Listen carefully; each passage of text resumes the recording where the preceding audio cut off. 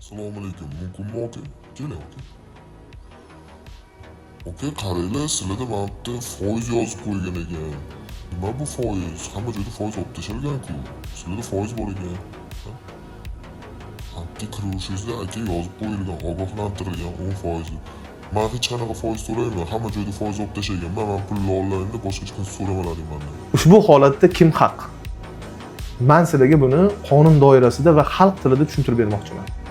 Qonun doirasida tushuntiradigan bo'lsak, O'zbekiston Respublikasi iste'molchilarning huquqlarini himoya qilish to'g'risidagi qonunning 4, 19 va 21 moddalariga asosan yuqoridagilardan kelib chiqib, Raqobat qo'mitasi umumiy ovqatlanish sohasidagi xo'jalik yurituvchi subyektlarni qo'shimcha xizmatlardan foydalanishga qisqartirishga yo'l qo'ymasliklari, ya'ni umumiy ovqatlanish korxonalari turlaridan kelib chiqib, iste'molchilarning o'z-o'ziga xizmat qilish imkoniyatini yaratish, taomlar narxi, xizmat ko'rsatish tartibi va ular bilan bog'liq shartlar, shu jumladan ofitsiant xizmati uchun haq miqdori haqidagi ma'lumotlar bilan o'z vaqtida to'liq tanishtirib o'tishlari lozimligi borasida ogohlantiriladi.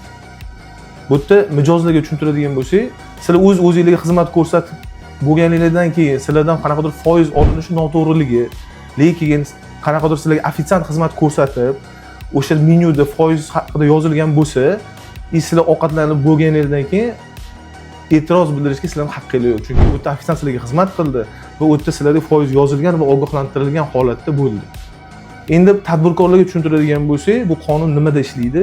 Tadbirkorlar imkoniyati bo'lsa, o'z-o'ziga xizmat ko'rsatishni yaratsin.